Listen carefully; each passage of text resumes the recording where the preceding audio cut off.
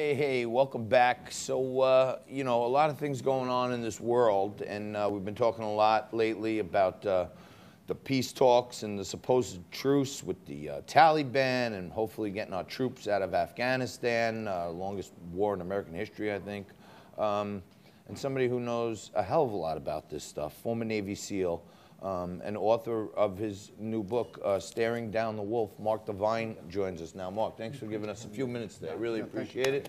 And thank you for your service, protecting the freedoms and liberties that we join here. God bless you. Appreciate that. So tell us a little bit about your book, Staring Down the Wolf, and what was the inspiration? Just your experiences, or you want people to know about the fog of war? Or?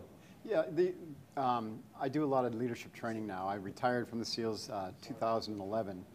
And even prior to that, I had some time to develop some business. And it's about training people how to, think more effectively, be calm under pressure, to bring some of the things that allow a SEAL operator to be successful in combat in the most volatile, uncertain environments into the business world. Because I think they're like critical skills now for leaders. Because things, like you said, it has the appearance that things are falling apart. And so that can trigger a lot of stress and a lot of uncertainty. And leaders haven't necessarily been given the tools to deal with that, but Navy SEALs have. And then what I found also is bringing these things into an organization, the leader needs to essentially get out of their own way and let the teams really flourish by bringing out the best in the teams. And sometimes the leaders are the actual obstacle to bringing out the best in their team. And so the book is part about developing those skills of mental toughness and clarity, and part about developing the emotional authenticity to bring out the best in others. So, we have a lot of former military on, talking about different books and stuff. We had Jocko Willink on here. Oh, yeah. He's a teammate of mine. Just last week, we had another vet on who now works at J.P. Morgan. And a little earlier in the show today, we had on artist Scott Lebedo. And Scott did this wonderful campaign called the 22 campaign, which raised awareness that 22 vets a day are committing suicide. And there's a problem with vets when they get back. They have all these leadership skills, and they understand regiments, and they understand working with a group and a platoon and a crew. But then when they come back, it seems the jobs that they're getting, they're overqualified for, and it causes depression in them because they don't have that team around them, and they got some strength from those bonds. Talk to us a little bit about what can we do to get these great men and women who've been protecting our freedoms, and make sure when they get back, there's something for them. Yeah, it's a big problem. We have a foundation. We started to help that with that very same issue. It's called the Courage Foundation. The way, it's a multifaceted approach. There's no one solution, John, that's going to help. But my feeling is that the military owes it to our servicemen and women to transition them effectively, gracefully into the back to the civilian sector. But instead of saying, "Thank you very much for your service. Don't let the door hit you in the ass." See you later. So a lot of nonprofits are trying to step into that void, but really it needs to be kind of a government, nonprofit, and VA kind of approach where you can approach it holistically. Give these guys and women a chance to develop a new sense of purpose, find a new team, and also appreciate the power of the tools that can de-stress them. And I'm not talking about the drugs that they're put on in the VA, but like things like breath work and yoga and somatic movement and massage. These things are really powerful for vets who've spent years and years building up stress. Are these, the breathing and the yoga and stuff, are these part and parcel of some of the stuff you teach people about in Staring Down the Wolf? Absolutely. I started, before I went into the SEALs, believe it or not, I was here in Manhattan. I was a Navy, a CPA, and I went to NYU Business School. Okay. But what was most profound about my experience is technically you're a SEAL PA. I'm a SEAL PA, SCPA. The most profound point of that period of my life was I got into the practice of Zen meditation at 20 years old. And it was that practice of learning how to calm myself down, control and razor focus my mind that allowed me to really dominate in SEAL training. And it allowed me to bring these practices to a lot of my teammates. And then when I got out, I didn't have the experiences of the post-traumatic stress, and a lot of my teammates didn't either, because we understood how to manage our body, manage our emotions, manage our energy. And so when I started teaching these to entrepreneurs and executives, they're like, wow, this is really important work. How come we don't know how to do this? And so we're teaching them how to take control of what's on the inside, rebalance their body, mind, think more clear, declutter their environments. I heard your earlier guess about robocalls. Just ignore all the garbage that's in your life, Yep. and curate the positive side so you can eradicate all the negative stuff. It's very powerful work when you get into that. So one of my buddies is going to be on next week, Greg Farinello, and he's with this great company called Amerivet. Oh yeah, This I've is heard of Amerivet. this is a veteran-owned broker-dealer, and they're creating jobs and entrepreneurial opportunities for vets. Right. I feel like we need to do more of that. And these guys doing a fantastic job over at Amerivet.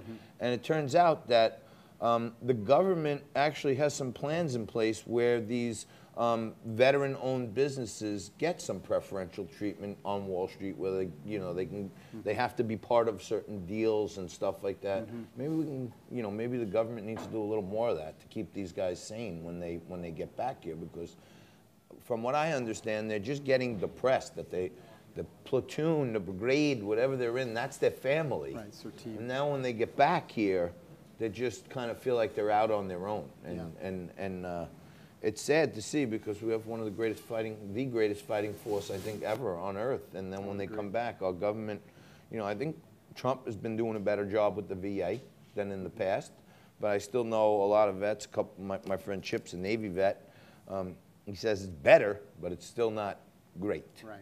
It is really hard to find that deep sense of teaming and connection that we have in the military, especially in the special ops community. I mean, it is rare, it's powerful. Having said that, I've found that it is possible to develop that if you, stick to certain principles, if you commit to certain principles. The book, Staring Down the Wolf, that you mentioned that I just came out this week, I provide these 7 principles, I call them the 7 commitments. Yeah, what are the 7 commandments? First is courage. It all starts with courage, which means the courage to stand for something and then stand your ground when you're pushed on that, right? And that means you got to risk your reputation, risk doing things that are uncomfortable. Most people in our culture shy from discomfort. They want it to be easy, and so they're running toward easy. They're running toward the next shiny thing that's going to, and they're like bouncing balls all over the place. Whereas, the first commitment of courage causes you to slow down and say, what is it that I need most in my life? Where are my biggest fears and weaknesses? Let me go toward them. Let me risk. That then develops trustworthiness. You can't trust unless you trust your own self. You can't trust yourself if you're full of fear. So courage actually begets trustworthiness, which allows you to have a deeper connection with your teammates, because they're going to say, that guy's trustworthy. He's willing to risk. He's willing to say, I don't have all the answers. Out of that comes respect, which is the third. So we have courage, trust, then respect. When a team is all respecting each other, it doesn't mean you have to be best friends. When I was in the SEAL teams, I respected my teammates, but I didn't necessarily like them all. So respect goes well beyond liking. And so, courage, trust, and respect build that underlying foundation. Out of that comes growth, because now we've opened ourselves up to possibility, opened ourselves up to, hey, every day we're going to show up and try to get better, individually and as a team. And then the team becomes the growth mechanism. I got courage. You got courage. I got trust. Right. Now that starts to build you into a place where other people respect you. That's right. And then you go on. And then you grow together, and then that allows you to execute with excellence, meaning every day you're growing up, you're showing up to be the best you can be. In the SEALs, we say you have to earn your trident every day. That was you, and your team had to earn its trident of respect every day. That means you have to come to work and put out. And I don't mean just put out tactically, but I mean put out for your teammate in the sense that I got your back, John. I know you got mine. We're in this together. Together, everyone achieves more. So you retired in 2011 Yes. as a commander. Right. You were in Class 170, the SEAL Buds. How long did it take you to take these practices that you were using in the SEALs and put it into book form? I know St. Martin's is your publisher. It's a best-selling book. The book, I believe, St. Martin's Press, right, is your publisher. How long did it take you to, get your thoughts together? I know you got your Zen going and all that stuff. It took a long time. In fact, it was a lot of trial and error on my own part as a leader and entrepreneur to really instill these principles. I would say it took me about 10 years of trial and error and doing it in my own business and working on it with clients before I would have had the confidence to write this book. And St. Martin's asked me to write it, almost 2.5 years ago, and it took me that long to get the book out. I'm talking about a paradigm shift in what leadership is. To me, leadership is about being authentic and as real as possible as you can be as a human being, and then showing up with that version of yourself, taking off all the masks. In order to take off all the masks that basically hold other people or separate you from other people, you've got to stare down your fears. And that's what the title is about, staring down your fear wolf, which is about the masks, the biases, the negative conditioning that you end up dropping on other people as in the form of judgment or righteousness or gossip or whatever your negative thing is du jour. Right? So famous sports analyst Jim Rome said this is, in his view, the greatest book you can read about leadership. And leadership, I was a high school football coach, I run my own company, and leadership, most people don't realize it's not always about, swinging around your power, right? It's kind of making sure you understand that, sometimes you got to bend down a little bit, talk to someone eye to eye, sometimes you got to stand on your toes. But leadership is really not only respecting yourself, but you got to respect others, that's how you get respect, right? That's right. In the military, we talk about hard power and soft power. There are times to use hard power in leadership positions, right? Sometimes you just got to someone has to be the final call. Like the buck does stop somewhere. Like the guy, an officer and a gentleman. Right. Boy, there's only two things that come out of Oklahoma, steers and quiz. Right, I guess that'd be hard power. I'm saying, the drill sergeant guy has to come out Right, it's got to come out that way. But then you saw the soft power that he developed too. Once Richard Gere gained his trust and his respect, he was like, he was there for him. That's right. Same thing with leadership. If you're all hard power, if you're all autocratic or hierarchical, or my way's the highway, or I've got all the brilliant ideas, and what do you guys, you fail very quickly. It's like the line from the movie, Bronx Tale. Is it better to be feared or respected? Yeah. And most people that are smart, sane, intelligent, and successful know that it's way better to be respected. Right. But that hard power does have to instill a little fear, because I got to respect this guy because I don't want to see that fear side also. But you can apply that kind of power with the soft glove too. So there's a difference between power and force. We want to use power that's delivered with respect. Right. Right? And the way we talked about in the SEAL teams is like that just because, I'm delivering this hard news to you doesn't mean it's about you personally.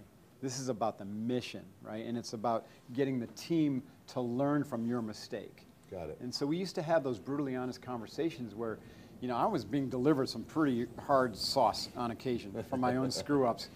But I never felt like I was being judged or made a bad person. And it was always for my growth and the growth of the team so we could accomplish our mission. All right. Well, thank you very much, my friend. Thanks for you. joining us. Thanks for your service and giving us the freedoms and liberties that we enjoy here in the greatest country on earth. That's Mark Divine. He's a best-selling author, entrepreneur, and noted leadership trainer. And he's a former Navy SEAL. And go out and pick up his book, Staring Down the Wolf, to learn the 7 leadership tactics you need to know. Mark, thanks a lot. Really appreciate it.